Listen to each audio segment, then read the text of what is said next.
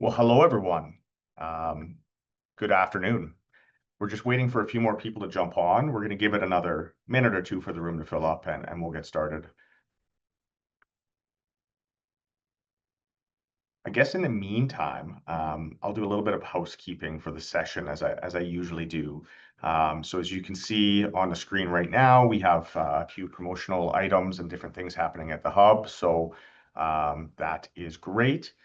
We do have a chat function enabled at the bottom of your screen. I'm sure most of you folks are very familiar with it, but please feel free to pop a little bit of information in there. Let us know what your name is, what company you're with, what part of the hydrogen value chain you're involved in, where you're dialing in from. We'd be very interested to hear a little bit more about yourselves. We'd ask certainly for everyone to be respectful in your comments, which I know is not going to be an issue. I see Roseman calling in. Welcome, Roseman. Glad to see you here. We also do have a question and answer function, Q&A function at the bottom as well. I believe it's just to the right of the chat function. I'd encourage throughout the presentation, please, folks, pop in your questions, and we're going to do our best to make sure our panelist is able to answer them all in the Q&A session. And if not, feel free to reach out to us afterwards, and we'll be happy to see if we can answer those questions. This webinar is being recorded, and it will be posted to our website, calgaryhydrogen.ca, next week. And while we're waiting for everyone to arrive, I just wanted to let you know that we'll be announcing all of our upcoming events on our LinkedIn page and through our mailing list. So really, folks, to make sure you don't miss anything, please be sure to follow us on LinkedIn and sign up for our mailing list if you haven't already done so, and check out our website at calgaryhydrogen.ca. So we're going to be having some very exciting reports being published soon, and we're going to be having our next few events happening as well. Certainly, I'd encourage everyone to sign up for our next Hub at the Pub event. They've been tremendous successes so far. Our next event's going to be on October 22nd, downtown Calgary, right after work. We have a few spots open for that still, but not many left. So I would encourage everyone, please, if you're in the space, it's a great way to come out, network, and see what's happening in the hydrogen world. And our next webinar is going to be on November 5th, and that's Cleaner Heat, Hydrogen Blending, and Bill 52 on November 5th with Barbara Coral and panelists. So maybe I'll just give it another second here. Just looking at the chat here. Oh, I see Bob Lee, Rocky Mountain Clean Fuels. Great to see him involved. James Fiddler, lot of the usual suspects. Excellent. Great to see all you folks out here. Really appreciate everyone being here. All right, well, let's get started. I see it's 12:03 right now. I'm going to start with a land acknowledgement. So the hub, located at the heart of southern Alberta, both acknowledges and pays tribute to the traditional territories of the people of Treaty 7, which include the Blackfoot Confederacy, comprised of the Siksika, the Piikani, and the Kainai First Nations, the Tsuut'ina First Nation, and the Stoney Nakoda, which includes the Chiniki, Bears Paw, and Goodstoney First Nations. The city of Calgary is also home to Métis Nation of Alberta, Districts 5 and 6. So now that we've started this webinar in a good way, folks, my name is Zach Cunningham, and I lead the Calgary Region Hydrogen Hub. I want to thank everyone in attendance today for carving out some time from your busy work days to come and learn a little bit about some of the broader macro trends in hydrogen.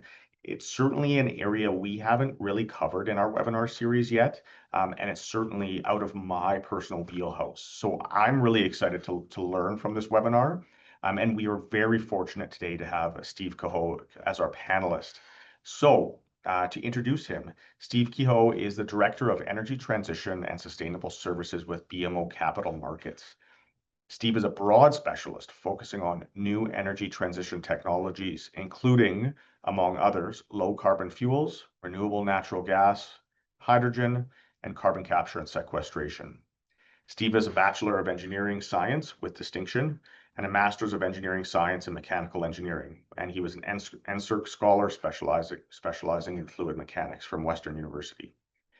Prior to joining BMO, Steve worked in the oil and gas industry in production and exploitation engineering, and then he spent 12 years working in acquisitions and divestitures advisory with BMO's energy group, evaluating energy assets and executing transactions. His work on the hydrogen economy has become an important touch point with many BMO clients, governments, and agencies. Steve, I'd say it's pretty rare to find someone with your unique background to speak on the hydrogen market trends. I can certainly say for myself, I'm really looking forward to hearing your perspectives on how the financial capitals and the capital sector really views hydrogen today. So with that, I'd ask if you could share your screen and please go ahead.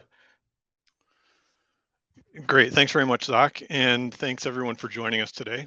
As Zach said, I'm Steve Kehoe. I work in the Energy Transition and Sustainable Services Group at BMO in the Capital Markets Group. So we do investment banking, full service investment banking firm.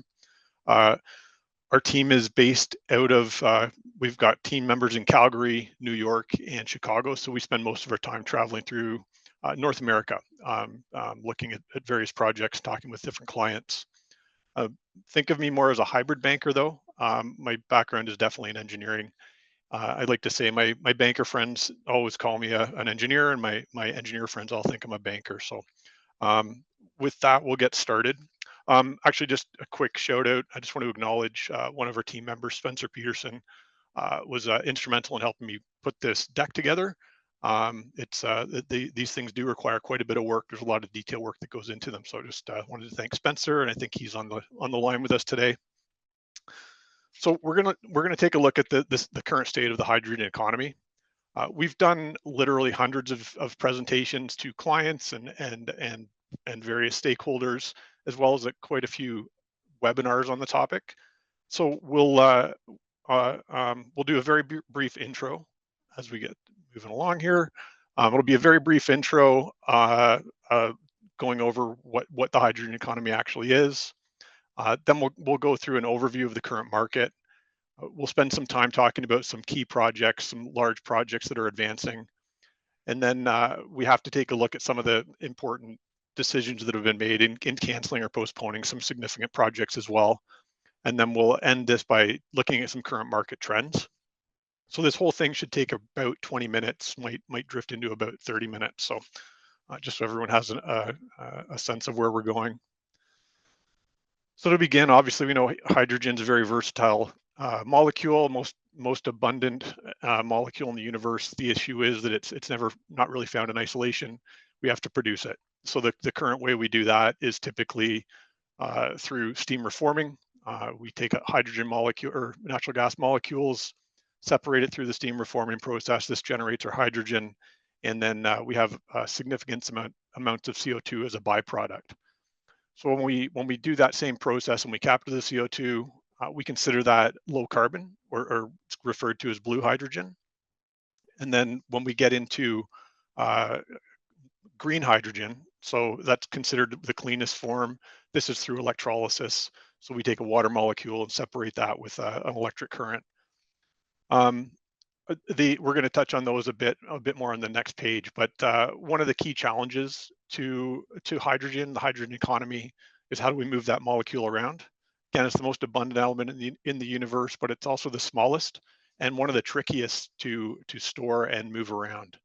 We typically have to compress it to about 10 MPa, or we liquefy it. And if we liquefy it, we have to get it down to essentially absolute zero. So a lot of energy involved in transporting and moving the hydrogen around. And then obviously storage is a big aspect as well, has the same challenges as that we have with transporting. So if we look on the bottom graph, we're just looking at current global demand. So right now we produce about 100 million tons per year. And that's through primarily gray production methods. So we're using either natural gas or coal to produce the syngas, which then gets separated into the hydrogen and CO2. This graph, so a few years ago, I mean, everyone knows we've been talking about hydrogen pretty intensely for about the past 3 or 4 years. When it originally came up for a second time, it's been around for decades, obviously, but there was a lot of excitement around it a few years ago. A lot of the projections were made out to 2050 and significant growth projections. So we were talking upwards, some projections were well above that 469 million tons per year. This data comes from a 2023 report, which projected out to 2050, obviously showing 469 million tons per year. and the bulk of that was going to come from low hydrogen production. At the time, they were expecting it to be primarily green, but there would be a significant amount of blue hydrogen production in there. We've grayed out the 2040 and 2050 numbers because no one seems to be making projections that far in advance now. They seem to have come back and they're really focusing on what 2030 will look like. So in that case, we're looking at a significant growth, like higher than the 3% per year that we typically see. But there are projections, and this is from the Hydrogen Council, looking at anywhere from 8 to 34 million tons per year can be added in terms of low hydrogen production. So we're going to dig into that a bit in the next coming slides. So really important to look at the basic processes of how this is produced. So again, when we start primarily with steam methane reforming, that's the second item there. Again, separating the methane molecules. And again, we generate a significant amount of CO2. A big part of that comes from the heat that's necessary to create the steam that is used to then separate the molecules. The low carbon way, obviously, is with electrolysis, so using renewable energy to run an electrolyzer, separate the water molecules. So two big points here. If we're going to use electrolysis to generate 1 kilogram of hydrogen, you're using about twice as much water as you would in a steam methane reform process.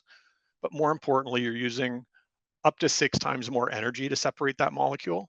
So really important to think about that in terms of utilizing any surplus renewable energy in this form as opposed to using it for something else and displacing other fossil-based electricity. So when we talk about steam methane reform, obviously a lot of CO2 generated. Can be expensive to capture a significant portion of that comes from what's considered the post-combustion process for generating the steam.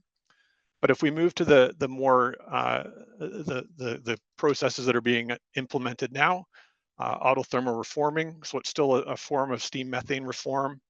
In this case, though, the reaction is almost self-sustaining, so you get that heat generated in the vessel. You have to add oxygen to it.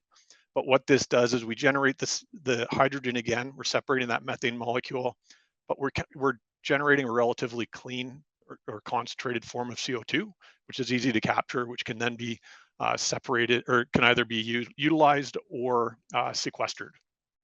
And then the final method we'd like to touch on is methane pyrolysis. And we've seen a lot of activity around that lately, well beyond just the experimental stage or the test phase and pilot phases. There's a lot of projects being implemented at a much bigger scale. So methane pyrolysis, separating, again, natural gas molecules into hydrogen, but in this case, you get solid carbon. So the trick with this process is being able to clear out the solid carbon from the reaction vessel, and that's what many of the companies are working on. But you can monetize that carbon. That solid carbon can become a useful material. Your hydrogen almost becomes a byproduct. So it's much cheaper to produce hydrogen using this form. Don't have to worry about the CO2 capture and sequestration. And like I said, we're seeing a lot of activity in that realm. Okay, so we'll take a look at where the market stands right now. There are a number of companies that we track. So these bars show. So if you look at the blue line, for example, this is covering Bloom Energy, Ballard Power, Plug, and Fuel Cell. The green line looks at all these other renewable fuel companies, and then we've got Lanza Tech in black at the bottom. But just wanted to highlight this. So this is sort of our looking at the public markets in terms of hydrogen and derivatives. But really important to notice the growth that Bloom Energy has seen this year. We're going to touch on why that is in a few slides, but there's been some significant growth in the public markets anyways for the companies that are around the hydrogen space. So it's notable that these are all primarily equipment manufacturers. So Bloom, Ballard, Plug, primarily making fuel cells, different technologies for each though.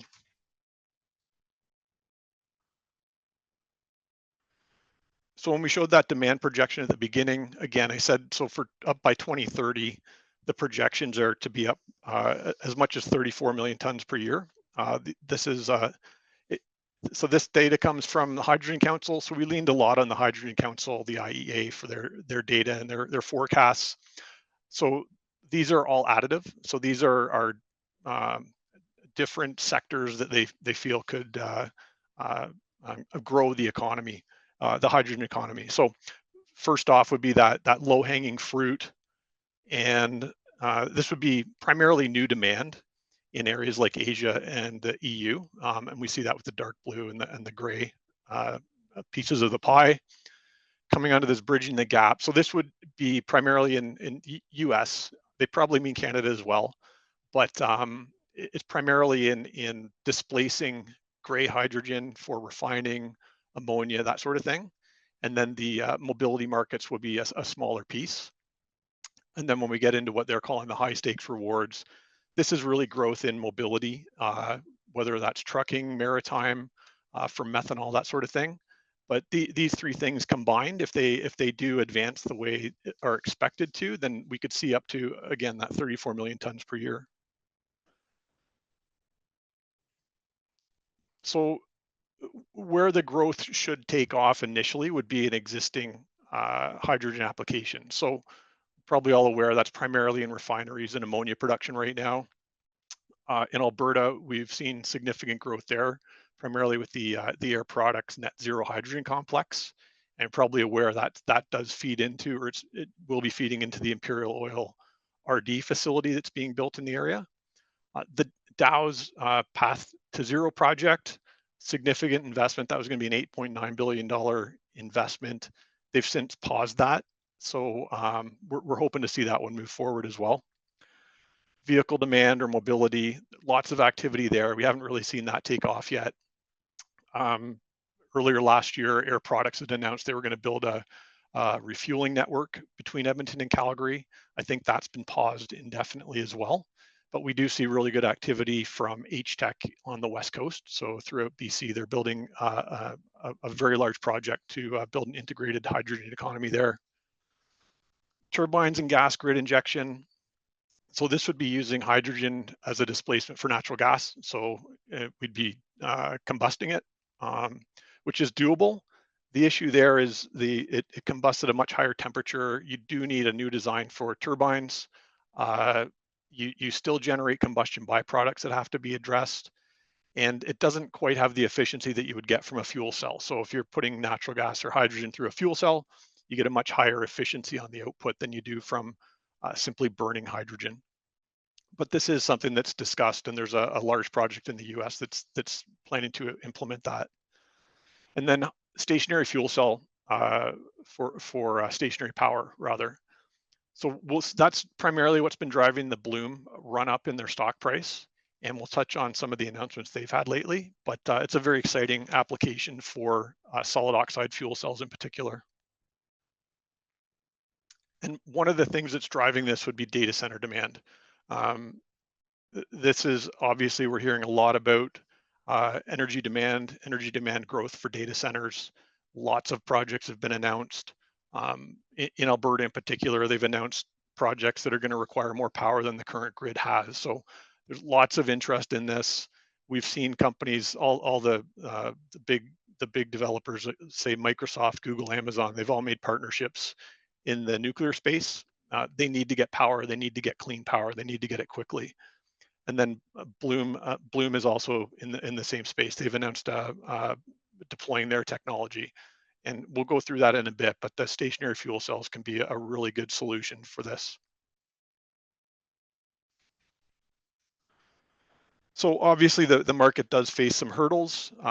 Several large-scale projects are still moving forward. So we're going to take a look at some of those. This map, again, data from this time it comes from the Statistical Review of World Energy, just aggregating all the low carbon hydrogen production that's currently in operation around the world. So this number was a bit of a surprise to me, 4.3 million tons per year, primarily in North America and Southeast Asia. But you can see some of these other data points, I suppose, are relatively small, right? Like, so in China, we've got a 0.5 tons per year, 0.5 million tons, 2.3. So these are pretty small numbers in the grand scheme of things, but it is growing, and just significant that we're seeing this around the world. It's not just concentrated primarily in one region, for example.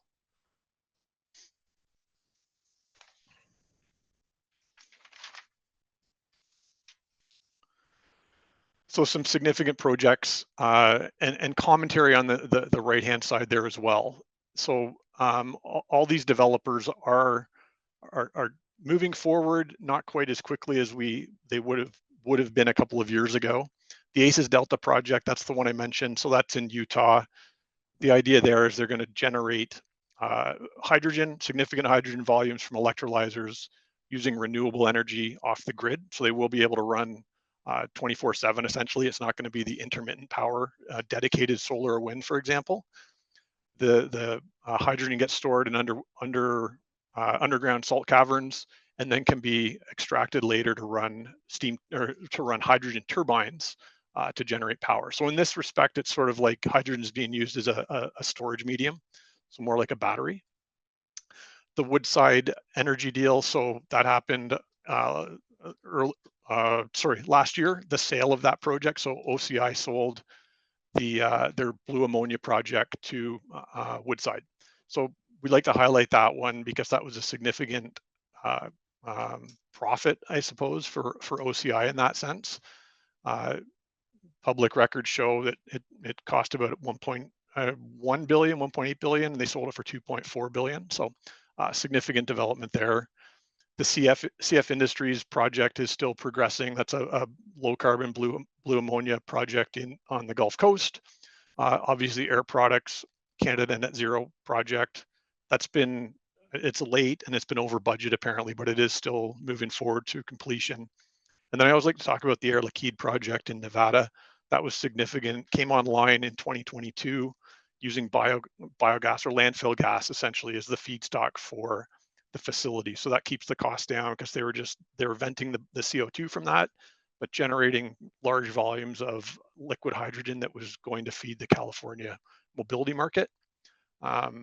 They may one day find that it's cost effective to capture that biogenic CO2 as well and sell that as a second revenue stream. So looking at some projects in North America specifically, primarily I touched on the HTEC Gateway program. May or may not be aware that's a $1 billion program. They received $337 million from CIB to help with that, and they're moving along as planned. So they've got 6 existing light duty vehicle stations built, 14 more heavy duty vehicle stations planned, and then five more light duty vehicles. So in addition to production facilities. So significant, that's happening in Western Canada, and it should really help seed the mobility market. Obviously, the CPKC program started in 2020. That's been advancing not as quickly as I think most people would like, but it is still advancing. They've got trains in commercial service. They've also got their JV with CSX in the US to develop the same thing, so to retrofit locomotives.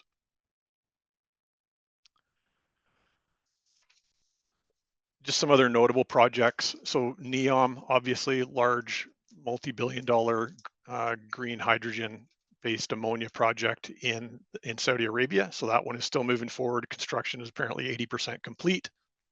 Air Products, Louisiana, Gulf Coast, significant that they have said they'll still move forward with that, while at the same time canceling most of their green projects in the US. HIF, I do like to highlight this one. So HIF is a developer. They're making e-fuels, so e-gasoline.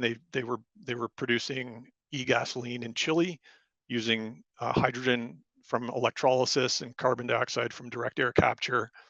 Produced fuel. It was fueling some Porsche vehicles, and they highlight that there was a small race circuit that they managed to fuel all of the cars in that using e-fuel.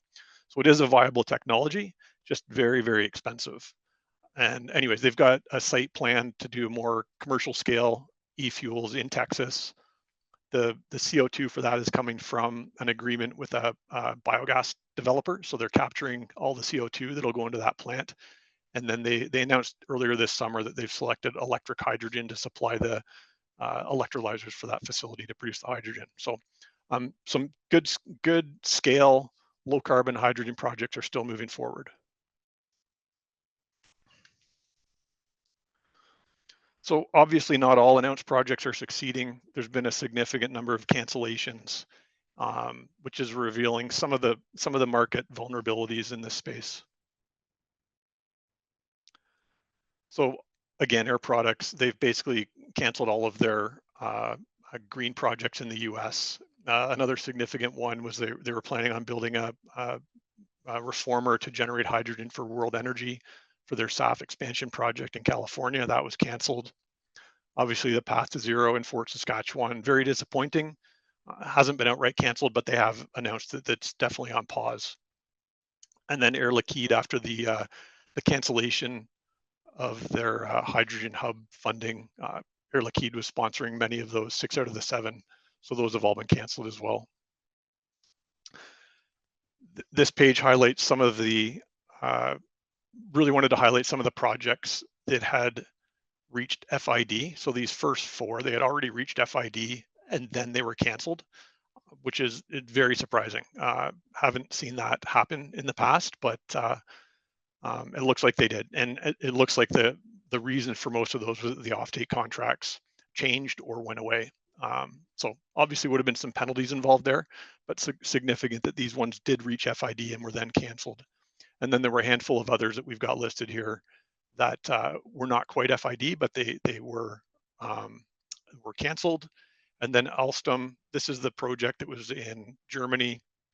They were running a commuter train. It was a hydrogen-powered commuter train. It was doing great, and then they ran into problems with the hydrogen production, and they had to swap out most of those for diesel units because they had to keep their projects running. But really one of the key points on this page to highlight is just what were the reasons for cancellation.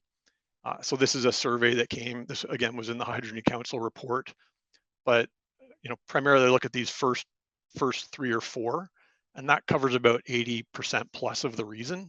But it's you can just explain that in terms of it's the offtake. That's the key for every one of these projects. You need offtake, very expensive to do this, significantly more expensive than current forms of production.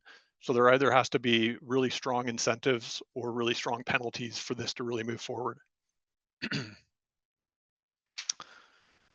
So market trends.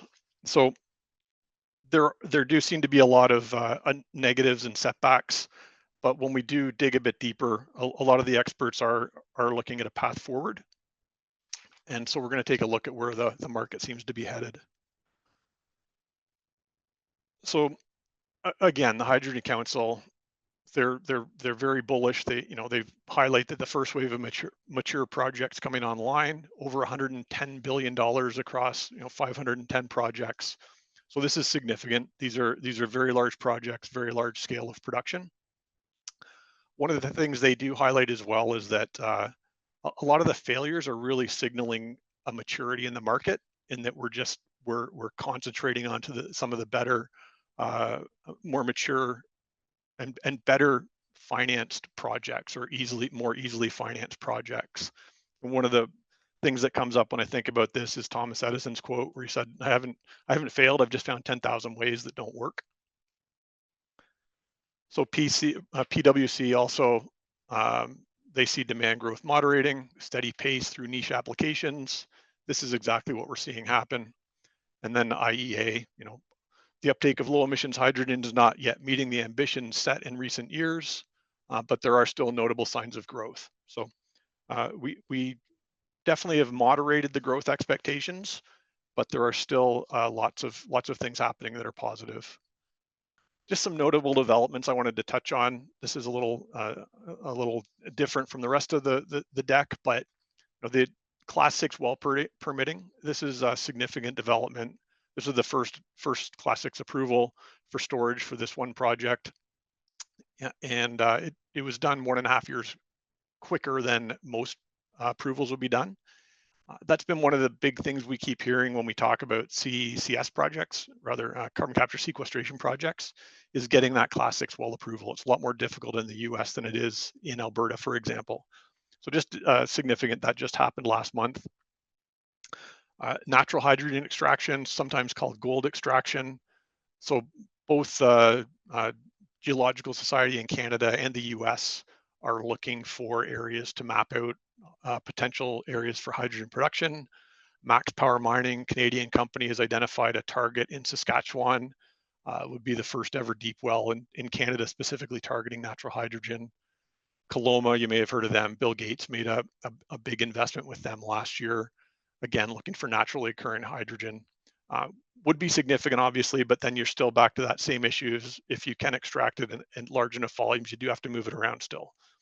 Um, and then methane pyrolysis. I really like this concept. As I mentioned, you're separating a methane molecule, so your energy requirements there are significantly less than doing electrolysis. Got a number of companies are making good advancements. Monolith, you may have heard of out of Nebraska. They've been selling their solid carbon to Goodyear for rubber additives. Modern Hydrogens out of Seattle. They've been operating. They're selling their carbon molecules a construction sand. Graphitic, that's another company out of San Antonio. Aurora is from Alberta, out of Edmonton. They've got their pilot plant up and running. Econa, may have heard of them. They're out of Vancouver, and they've got a couple of pilots operating in Alberta too at gas plants. So, really interesting technology, and I think we'll see a lot more of that as the time moves on. Again, we can take advantage of natural gas as the feedstock, incredibly cheap in North America, and it essentially solves the issue of carbon dioxide emissions. And then aftermarket retrofits, I also find these pretty exciting. So these are all Canadian companies I've highlighted here. Again, not significant scale when you start looking at capital markets and that sort of thing, but all are doing really interesting things in terms of uh, uh, again, aftermarket retrofits, supplementing diesel fuel with hydrogen. So if you displace something like 5% of the diesel fuel, you have a much bigger than 10% reduction in the emissions that come out of that. So these are pretty exciting, and I know they're getting a lot of good uptake with some operators of diesel equipment. So these are the final two things we'll touch on. So again, Bloom Energy, if you've just been watching their stock, it's up 400 or 500% this year. Always incredible to see, and they're a good scale company too. They have a pretty good market cap.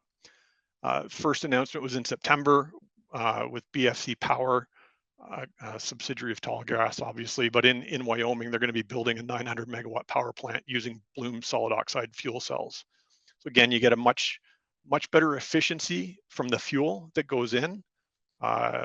Fuel cells typically generate 60-70%, up to 60 or 70% efficiency from the fuel that comes in, much better than what you get from say a reciprocating natural gas engine.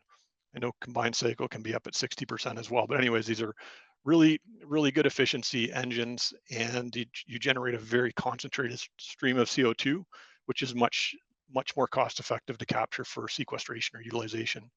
And then the recent announcement that Bloom made with Brookfield, $5 billion strategic partnership, and that's strictly to target data center use for AI factories, obviously. Energy Vault, this was another one that's popped up. So out of California, they've had significant investments, and this is an operating facility in Calistoga. So they're using, in this case, they're using plug fuel cells. They've got hydrogen storage on site, and then they've got backup power with lithium ion batteries. So this is providing a significant amount of storage. So 293 megawatt hours, like they said, 48 hours of continuous energy. So peak output of 8.5 megawatts. But that's significant. This is really a storage site, but it's taking advantage of hydrogen and fuel cells to do that. So that's it. I know it was a little quicker than I like to go usually, but we did want to do this in 20 to 30 minutes, and then wanted to have some time to answer questions. So happy to do that now. Great. Hey, thank you so much, Steve. That was very interesting. I think one of the big takeaways for me is, we hear a lot of bad press and bad news about projects maybe not working out or not moving forward. But as your slideshow has highlighted, there are certainly some good news stories, and maybe they just don't get the press as the bad news stories. What do you think? Yeah, no, exactly. Well, for anyone paying attention, and that's usually what it is with hydrogen, right? It's people who are interested in the space and are paying attention. It can seem pretty negative that with some of those projects being canceled. But again, I like the Hydrogen Council's take. It's really we're just sort of filtering out the projects that probably weren't destined to be successful in the first place. So some of these more high quality projects are still moving forward. And I like to focus in on the fact that they are large scale. These are large volumes of hydrogen production, right? They're not just little niche 1 or 2 tons a day. They're relatively significant volumes are being produced. Great. Well, we've certainly received a few questions. I have some questions myself, but maybe I got a great one from David Lazelle. I hope you don't mind me calling you out on that, Dave. But he's got a big question. What do you see as the primary barriers to moving forward on the production and use of low greenhouse gas hydrogen as an energy carrier? Where should governments focus their investments at this stage? Big question. Yeah, it's tricky. I mean, obviously, it's got to come through government policy, whether that's the carrot or the stick. That's always a big debate too. One of the big issues I think, and we've seen this with the new administration in the U.S. and not to bash them directly, and it's not that what they've done, but it's the fact that that can be done, right? So if all your economics are based on a government policy that can be taken away with the stroke of a pen, how much faith can you put in that? How much are you willing to invest in that? How much risk are you willing to take based on that? So it it's obviously going to take government incentive, government policy, but we've got to see the market grow with it. I've always thought that if people do get behind a hydrogen fuel cell electric vehicle, they'll love it, right? They are EVs. That's one thing most people I don't think understand. They are EVs. They're very expensive to build, very expensive to implement, and then there's always you've got to have the availability of hydrogen. So we're seeing good development again on the West Coast. H Tech is building out infrastructure for that. Hopefully that will help stimulate the growth in vehicles. With CP, we've always thought that was a fantastic application as well, because trains know exactly where they're going to be when they're going to be there, so they can balance their supply and demand issues internally. So I think we'll start to see that moving forward. But I think so. Okay, so one more thing about that, Dave.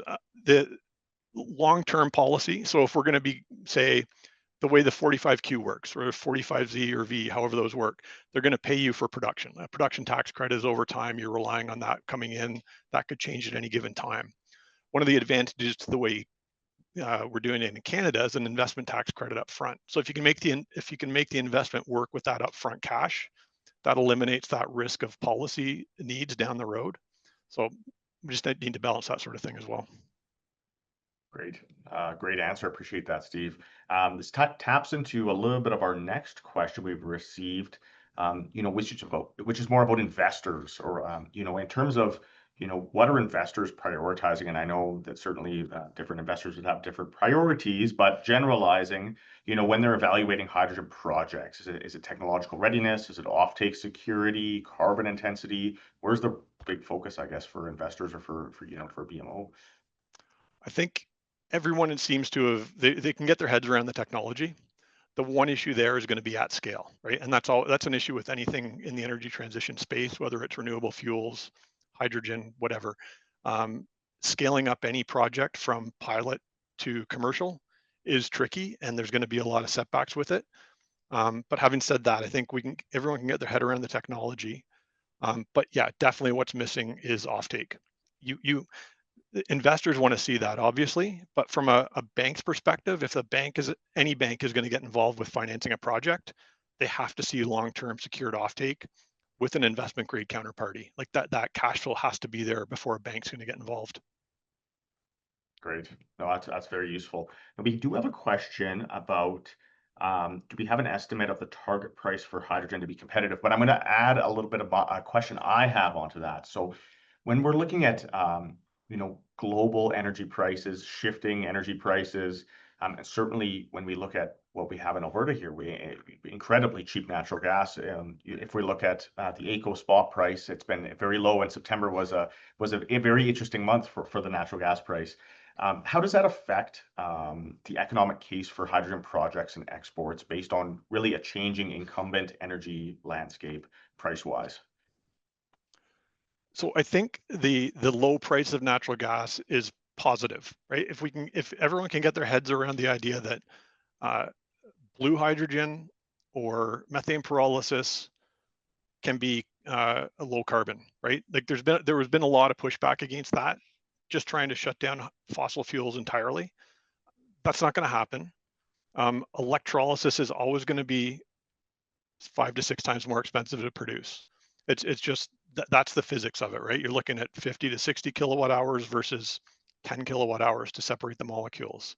Um, so if natural gas is cheap, it's going to be really cheap to produce hydrogen from either pyrolysis or blue hydrogen. So um, I think it's a positive thing. It's a positive thing for hydrogen.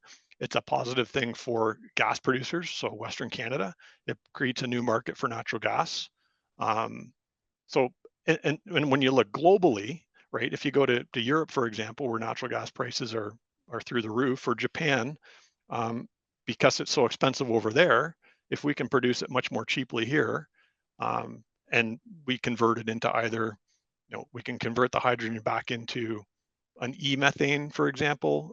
If we It seems almost counterintuitive. We take methane, we separate out the carbon molecule from it, and then we attach another molecule that maybe came from a biogenic source. So we're back to methane again, but that's easily shipped. We know how to ship LNG.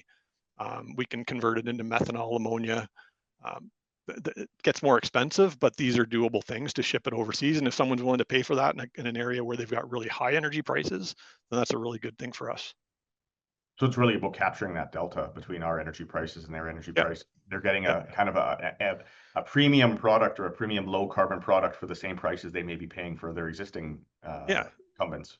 Exactly. Well, and another thing along those lines, you can imagine, so if methane pyrolysis becomes really viable at scale, you could put the methane pyrolysis unit in Japan or South Korea, and then we continue to ship them the LNG, really cheap LNG, from their perspective, and they can use that as their feedstock to produce hydrogen there. And then they just have to worry about getting rid of the solid carbon, but again, they may come up with some application for that. Worst case scenario, they just dispose of it. It's a lot easier to dispose of carbon black than it is to dispose of CO2. But I think in the long run, we're going to see applications and uses for that carbon that's going to make it a lot more valuable. Touching on that, we're getting questions flooding in here, but I'm gonna just touching on that carbon market piece.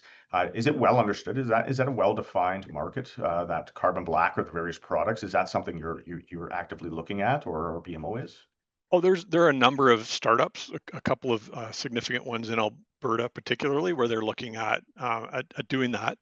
Um, so I mean, like, yeah, like carbon fiber. We've all seen carbon fiber sports equipment and things like that. Really expensive. It's really challenging to get the right allomer of carbon to get the right product. But whether it's carbon nanotubes or other products, there's a lot of applications down the road. So one significant one would be as a carbon fiber wire. I mean, obviously not able to do that cost effectively right now, but if we've got this huge volume of carbon black that's coming flooding into the world, there's going to be some smart people who are going to figure out how to make that into a carbon fiber wire, which is going to be much better than copper. You've got a lower resistivity. It's lighter as a steel replacement. It is stronger than steel. Again, really expensive to build. It's much cheaper to use steel right now, but the properties of it are such that it can have a huge impact on the economy at some point. I'm not suggesting that's going to happen anytime soon, but if we can get this together, and like I said, those examples at the beginning, like monolith and it's a really basic compound that goes into rubber, what they produce, and then uh, uh, modern hydrogen, they're producing a carbon sand essentially, right? So it's a bigger, it's a molecule that just becomes a sand replacement. So it's still value, and it will help offset the cost of production, but it makes that hydrogen a lot more palatable from a cost perspective. Great. Okay, well, maybe we could do some rapid fire here. Well, we got an interesting question about deal structures. So, What are deal structures looking like compared to other industrial or energy projects? Are investors looking for more risk management, more risk-adjusted returns? Are banks expecting more investor equity, or are deals generally similar to other sectors? It's going to be the same as any other sector. You're always looking for, you've got to have contracts in place for your feedstock. You've got to be confident with a proven technology to make whatever it is you're making, and you've got to have an investment grade offtake that's going to satisfy the length of the loan, right? Investors obviously have depending on the scale of the investor, they're going to have different criteria, but every project has the same criteria. And the one thing that's missing with all of these now is offtake. So you can dig into why that is. Is it being backed by the government, or is it being backed by insurance? Actually, interesting. I was at the APEGA lunch yesterday, and they were talking about CCS projects in the UK, and they reached FID, but it sounds like they reached FID basically because the UK government was willing to back everything. Like they had to get government backing on those loans. The insurance was a tricky one, but it sounds like the government had to help back the insurance product as well. Interesting. And so we have a question here, and we're talking about, again, comparing hydrogen to the incumbent energy carriers, and certainly, how do we think about parity? So this question is, trucking companies keep asking how much does hydrogen cost per mile, and they start comparing it directly with diesel.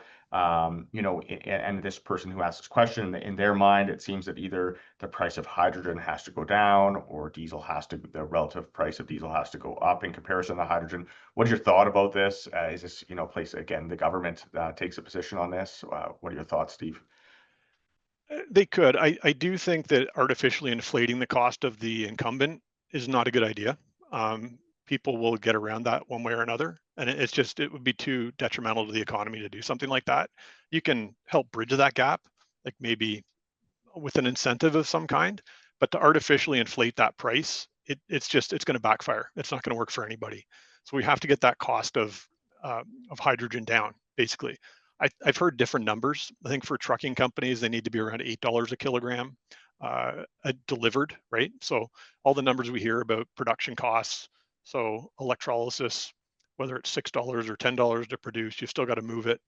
It's the transportation and storage that are the most expensive parts of that value chain. But interestingly, as the value chain grows, that's where the economies of scale will kick in and bring the cost down to the consumer. The production costs aren't going to change much for anything that's using natural gas as the feedstock. Your cost of production is primarily going to be based on the price of that feedstock, so the natural gas coming in, right? You've still got to capitalize the capex costs over the life of it, that sort of thing, but I don't expect those to come down too drastically. Electrolysis, again, the cost of the machines can come down over time, but I don't know it's not going to be enough to bring that to be paired to cost parity with any kind of steam methane reforming. Having said that, I'm not just bashing electrolysis. It's got really good applications. And one of the big advantages is you can do that anywhere. So it helps eliminate that need for transportation and storage, right? You can produce it on site where it's used versus, with methane pyrolysis, you can have that same sort of application too. You can put the unit at the end of a natural gas pipeline or somewhere that's getting LNG delivered. But yeah. Great. Do you think we're in terms of input costs, domestically, do you think we're taking for granted some of our very cheap natural gas? Do you see like any of the LNG terminals or things that are coming online out on the West Coast materially impacting commodity prices for natural gas for us here in Alberta? Yeah, the way it is now, I don't think we saw a huge impact from LNG Canada. And I think everyone's been saying for years that when that comes online, it's not expected to have a huge impact, and I don't think it has. There's just so much gas here. There's so much behind pipe. There's so much to be developed, and with areas like the Montney, we know how to do. It's a manufacturing process now. We know how to do that cheaply, and it's getting cheaper every day, it seems. Um, so yeah, I think we do take it for granted, and that is a huge part of the input into hydrogen. Right now, the concern is, or the concern, I guess the biggest challenge is, again, how to move it around, how to transport and store that once you have produced it. Great. Yeah, certainly is a big challenge. We do have a great question here from Jorg. So I would love to, maybe, latch onto this a little bit as well. So Jorg wants to ask, do you see hydrogen as a battery equivalent backup solution to ensure consistent data center power supply? And I would add on to that, when you're talking about the interest in data centers as using hydrogen, is this seen as a quicker solution versus looking at new nuclear SMR technology? Is that why there's interest in this? Definitely. But it will be brought on quicker. So to George's question directly, see it as a battery. So it could be. The issue is storing it requires a lot of energy, right? If you're storing it as a liquid, I think it's, theoretically, it takes about 10% of the energy that's in it in a hydrogen storage facility to actually store it. So you're burning a lot of energy just to keep it in that state. Um, what they're doing in with ACES Delta, storing it underground, that won't require energy to keep it there. So you're pumping all this hydrogen underground. It'll store vast amounts, and you can just draw it out as needed. The way it's being used in data centers, though, so with Bloom's solution in particular, natural gas goes in, it gets reformed because the solid oxide fuel cell is so hot that it gets reformed in the unit, and then it generates the power.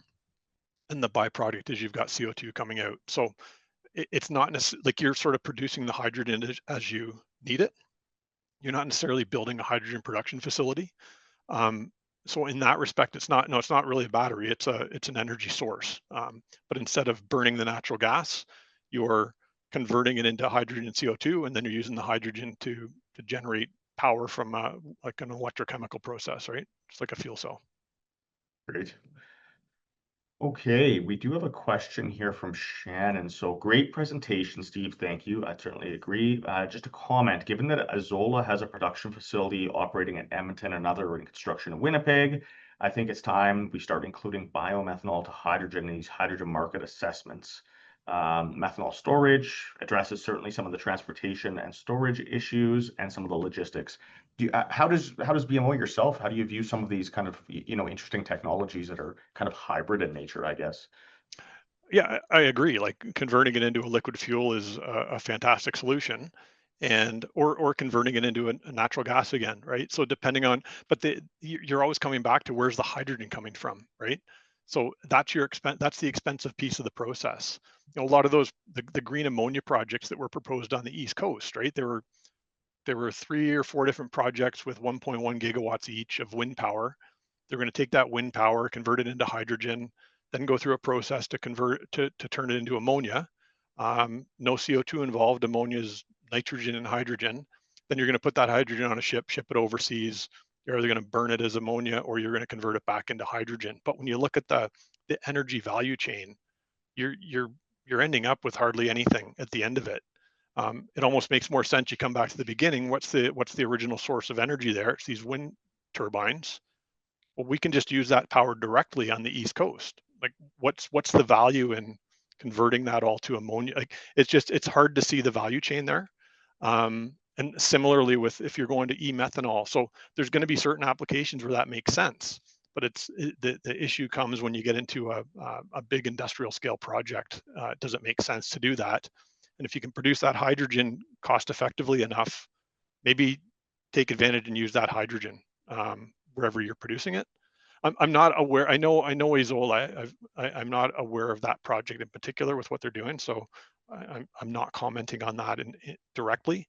But just in general, you've got to look at where the hydrogen is coming from and what that costs to produce that. Great. Yeah, and then certainly I think it speaks to some of the regionality and what is the most attractive way of producing. We have a question here from Josie, and they ask, of the projected growth in hydrogen production in the coming years, what proportion do you expect from electrolysis versus other methods? Can you comment on implications for water resources? I'm not sure that maybe out of your wheelhouse there, but Steve, any thoughts? Is it going to be super regional? Like, is it a natural gas story here in Alberta, and then maybe in Europe it's more of an electrolysis story, or how are you seeing things? Yeah, exactly. I think there will be applications that'll be more location dependent. Like if you look at say Quebec, right? It's all hydropower for the most part, so they've got a abundance of low carbon electricity. They can take some of that to produce electrolysis produced hydrogen, right? And that can go into methanol or some other type of a facility there. They're probably able to produce it relatively inexpensively. But that's going to be location dependent. You can't apply that in Saskatchewan, for example, right? It's mostly coal power, so it doesn't make sense to use that power to generate hydrogen. Um, Same in Ontario. They've got a low carbon grid as well. And other parts of the world, if you've got a low carbon grid, it makes sense to do electrolysis. And there's going to be some specific applications. One I like to talk about, the Canadian Tire distribution facility north of Toronto. They've got electrolysis on site. I think they've got solar panels on there to help produce it, but it's for on-site use. They generate their own hydrogen. They use it for their forklifts and other machinery, but that's a really isolated case. But yeah, we come to Alberta or all up and down the Midwest for where there's lots of natural gas production. Other methods are going to make more sense, most likely. Certainly, and then you kind of have the wild card of natural hydrogen, I suppose, at that point. We have a question here. You mentioned a couple companies that are exploring for natural hydrogen currently in the US and Canada, I believe. Um, According to this person, only one commercial well is operating today. I think that's in Africa. I think kind of where recognized with that at under 150 kilograms of hydrogen per day. Clearly, we need larger production sites. Who in the world do you see as leading this? And are we competitive in Canada in this unique space? I I think it's just too early to say anyone's like that's the only one in the world, right? That's operating. I've seen analysis that shows you need a certain volume, there needs to be a certain volume of reserves for it to make any sense. I think, and most likely what would happen is if we do start finding sites where we can produce it economically, you set up a facility right beside it where you would make methanol, for example, or ammonia, right on site, because then you've got essentially a free source of hydrogen, right? So, and you need to move it so you can convert it into a liquid fuel, probably relatively inexpensively for movement. So, yeah, to answer that question directly, it's just far too early of an industry to be picking winners and losers, let alone the biggest ones or who's got the best shot right now. Like I said, it's sort of a government project now. Like we've got the geological societies, and I know both in Canada and the US are trying to help look for those as well. So it's still quite a ways off, I think, before there's any commercial scale production from natural sourced hydrogen. It's interesting too, you think of a remote or islanded facility somewhere, and it could potentially be self-generating in terms of its power, all of the facilities, everything off of if they were able to find a large enough supply of hydrogen and be able to produce these liquid carriers, which could be transported easily. It's quite interesting for sure. Yeah. Um, Great. Hey, I think we're coming up to the end. We've got 2 minutes left, and I've got a couple questions. So, how are developers quantifying and managing offtake risk in the absence of mature hydrogen markets? So that just comes back to offtake again. Offtake or some government entity is going to underwrite it, but it's yeah, that's the missing piece right now. You've got to have long-term offtake with an investment grade counterparty. It's as simple as that, but it's as challenging as that as well. Okay. Now feeding into that, is that, where a carbon pricing mechanism or emissions regulations kind of derive that type of offtake or interest in getting that? Is that the case or? Yeah, it definitely would. Like we would need some kind of policy to either incentivize the production of that or disincentivize what you're trying to reduce, right? So, but then you're into a political quagmire, right? So it's really about you got to drive the end use market somehow, get people used to it. But like any new technology, if it's cheaper and more efficient than whatever it's replacing, then it's going to take off. Great. No, certainly that's the case. Um, Steve, hey, I just want to thank you very much for really taking some time out of your day and speaking to us. Is there anything in terms of if folks want to get in touch with you, should they just get a hold of us and we can forward anything your way or LinkedIn or how would you like that to go? Yeah, I'm open to discussing any time with anybody. You can reach out through LinkedIn, or yeah, if you Zach's got my email. If you reach out to him, you can put us in touch. If anybody wants to see the deck, please get in touch with me and I can forward it to you. We just have to keep track of wherever it gets sent. But yeah, I'm happy to talk about this anytime. I don't think I'll be able to make it to the pub night, but I'll try and get to the next one definitely. Great. Well, hey, thanks again, Steve. And I guess on our end, as I mentioned earlier, this webinar will be posted on our website, calgaryhydrogen.ca, at some point next week. And I'd encourage everyone to please sign up for our next webinar on November 5th, which is going to be on towards cleaner heat, hydrogen blending, and Bill 52 with Barbara Coral, which is going to be an exciting conversation, no doubt. Also, as Steve mentioned, if you want to chat with the Hub team in person or other folks within the ecosystem, I'd really encourage you to attend our next Hub at the Pub event, which is going to be October 22nd, and there's limited spots available. So I highly recommend you get on calgaryhydrogen.ca and sign up for that. Thank you, everyone.